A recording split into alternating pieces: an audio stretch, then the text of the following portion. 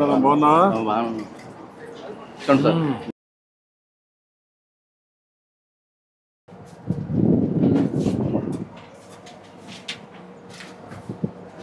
మొత్తం షాపు రేకులు బట్టి ఎన్నేళ్ళు చేస్తున్నా ఇది 37 సంవత్సరాలు పెట్టండి.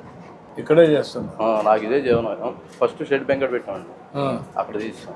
మళ్ళీ చివరి పెట్టుకున్నాం, మళ్ళీ లాస్ట్లో వచ్చాం బాబు. ఉదయం వచ్చేసి మళ్ళీ మధ్యాహ్నం లంచ్కి పోతావా? 6 వస్తానండి. 6 వచ్చేసి 2 వరకు ఉంటా. 2 కాడి నుంచి మళ్ళీ 3:30 వరకే ఉంటా. 3:30 కాడి నుంచి రాత్రి 9:30 అవుద్ది. ఇక అట్లా కూర్చుంటామే కాపలా కాసి. ఎవరు వస్తే వాళ్ళు అంతే. ఎంతమంది వస్తారు? ఒకసారి 7 వస్తారు, ఒకసారి 8 మంది వస్తారు, ఒకసారి 10 మంది వస్తారు. అంటే ముసలోళ్ళు ముక్కలు మామూలుగా చిన్నపిల్ల ఏది వచ్చేవాడికి ఏమవుతుందంటే మిషన్ అడుగుతున్నారు ఎవరికాళ్ళు. మిషన్ నాకు రాదు. నీకు రాదు? నాకు రాదు. చిన్నప్పుడు కాడి నుంచి మామూలుగా నాకు చదువు లేదు, ఒకటి ఇదే పని మీద. కాదు, నీకు ఒకటి అడుగుతున్నా. సరే, చిన్నప్పుడు అందరికీ కొన్ని ఇబ్బందులు వస్తాయి. మీ నాన్నగారు చనిపోయారు, నాన్నగారు చనిపోయిన తర్వాత అమ్మగారు చనిపోయారండి. అమ్మగారు చనిపోయిన తర్వాత మేము చిన్నపిల్లవాడిని.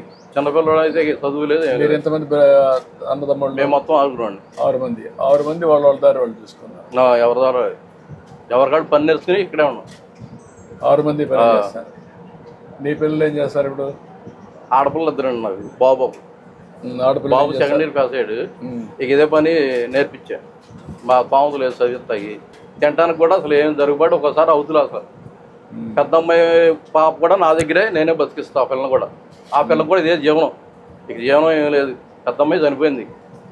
ఆ పిల్లని ఇక మేమే తీస్తే మా దగ్గరే వదిలేశారు. ఇక పెద్ద అమ్మాయి చనిపోయింది కాబట్టి కూతురు మీద మా దగ్గరే ఉండదు. ఒకే అమ్మాయికి పాపకి ఒక అమ్మాయి. కొడుక్కి పెళ్లి కలదు, ఇంకా పెళ్ళి లేదండి. బాబు ఇక్కడే ఉన్నాడు వెనకాల. ఇప్పుడు నీకు ప్రభుత్వ పరంగా ఏమి ఇస్తున్నారు? బీసీ కార్పొరేషన్ లోన్ పెట్టానండి మొన్న. ఇప్పుడు పెట్టావా? మొన్న పెట్టావా?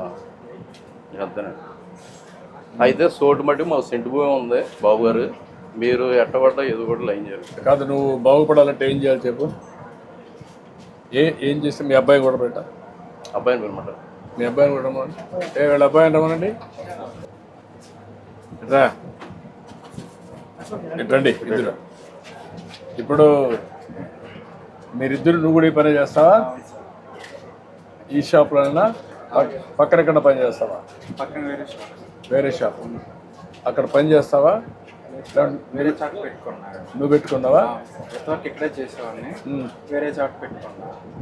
అంటే ఓల్డ్ నో జనరేషన్ వచ్చింది కదా సార్, అందుకని ఇది ఓల్డ్ అయిపోయింది. ఇప్పుడు నువ్వు న్యూ జనరేషన్లో చేయగలుగుతున్నావా? అక్కడ ఎంతమంది వస్తారు నీకు? రోజుకు 10 మెంబర్స్ నుంచి 15 మెంబర్స్ 10-15 వస్తారు. 10-15 మెషిన్స్ అని నీకు లేటెస్ట్ వచ్చాయా? వచ్చేసి నేర్చుకున్నావు బాగా? నేర్చుకున్నా సార్. లేటెస్ట్ టెక్నాలజీస్ అని మా నిజవాడలో వరకు నేర్చుకున్నా సార్. అక్కడ నేర్చుకున్నా. అక్కడ నేర్చుకుని వచ్చి నీకు ఎంత వస్తుంది ఫర్ డే? 600-700 500 వస్తుంది. ఖర్చులు ఎంత పోతుంది? ఖర్చు 200-250 సార్. ఒక 200-300 మిగులుతుంది. 200-300 అంటే 300 వేసుకున్నా 10,000 రూపాయలు వస్తుంది నెలకు. అంతేనా? అంతే సార్. మళ్ళీ వారానికి ఒక రోజు మంగళవారం హాలిడే ఒకటి అది పోతుంది కదా. మళ్ళీ శుక్రవారం ఒకటి పోతుంది సార్. శుక్రవారం రాదు, పెద్దగా రాదు. మీరు మీ నాన్న ఈ పని చేశాడు, నువ్వు ఈ పని చేస్తున్నావు. నువ్వేం చదువుకున్నావు? నేను ఇంటర్ దాకా చదివాను సార్. ఇంటర్ కంప్లీట్ చేసి చదివిస్తే స్థోమత లేక సార్ నాన్న బాబు చదువుకుంటున్నారండి. బాబు చదువుకుంటానంటే నాకు దగ్గర స్థోమత లేదని నేను ఆబ్జెప్చి విజయవాడ పని నేర్పించాను బాబు గారు. మాయగారు అంటే మా మాయగారి దగ్గర నేర్చుకొని. అంటే నువ్వు ఓకే, నీకు ఆయన చదివించలేదు, అయిపోయింది. నువ్వు తర్వాత ఏమైనా ప్రయత్నం చేస్తున్నావు చదువుకోవడానికి కూడా ఈ పని చేస్తూ? సార్ దీంట్లోనే ఎలా డెవలప్మెంట్ అవ్వాలని చెప్పి చూస్తున్నాను సార్. ఆ చదువు కూడా ఉంటే నీకు లాభం వస్తుంది కదా, రెండు చేయొచ్చు కదా. కాదయా, నువ్వు పెళ్లి చేసుకోవాలి, 10 రూపాయలు సంపాదించాలి, నీ నాలెడ్జ్ పెంచుకోవాలి, మరి ఎట్లా? అవన్నీ చేయకుండా నువ్వు మీ నాన్న చెప్పాడు కాబట్టి నువ్వు ఆ పని చేసుకుంటే మీ నాన్న రోజులు వేరే, నీ రోజులు వేరే కదా, నీ తర్వాత రోజులు కూడా వేరే కదా. మరి తయారు కావాలి కదా మీరు. మరి తయారు కాకపోతే ఎట్లా? ఇప్పుడు మీరిద్దరు కలిసి ఎట్లా పైకి వస్తారు, ఫ్యామిలీ యాజ్ యూనిట్గా ఎట్లా పైకి వస్తారు, ఏం చేయాలి చెప్పండి మీరు నాకు. నేను ఏం చేస్తే మీరు బాగుపడతారు? ఉండడానికి ఒక ఇల్లు కావాలి సార్. ఇల్లు ఓకే కట్టిస్తాను. తర్వాత షాప్ పెట్టుకోవడానికి ఒక ల్యాండ్ టైప్ ఊర్లో ల్యాండ్ ఉందా? ఉంటాయి సార్. అంటే మళ్ళీ సెంటర్లో ఉండాలి కదా. ఉండాలి. ఇప్పుడు నేను అన్నీ చేయడానికి ఆలోచిస్తున్నా. షాప్ కట్టుకోవాలంటే ఎంత అవుతుంది? ఒక అర్సెంట్ స్థలం సరిపోతుంది. అర్సెంట్ సెలవు. షాప్కి అయితే అర్సెంట్ సరిపోతుంది సార్. ఇల్లుకు సెంట్ కావాలి, 3 సెంట్లు కావాలి. 3 సెంట్లు కావాలి సార్. గ్రామీణ ప్రాంతాల్లో 3 సెంట్లు కావాలి. నేనేమనుకున్నాను, నీకు 3 సెంట్లు, బాబుకు 3 సెంట్లు ఇస్తే ఆయన పెళ్లి చేసుకుని మళ్ళీ ఉండాలి కదా. అట్లా బాబు పక్కన 2 ఇళ్ళు కట్టిస్తాం. అది మంచిది. నీకు సెపరేట్ ఇల్లు కట్టిస్తా, ఆయనకి పక్కన ఉంటాయి. ఇద్దరు ఒకటే ఇక్కడ ఉంటారు, ఒకరినొకరు చూసుకుంటారు. ఒక సెంట్లో తీసుకొని ఒక షాప్, మంచి షాప్ పెడతాం. ఇద్దరు కలిసి దాన్ని డెవలప్ చేస్తారు. అది వర్కౌట్ చేస్తాను నేను. అట్లా చేయండి బాబు గారు.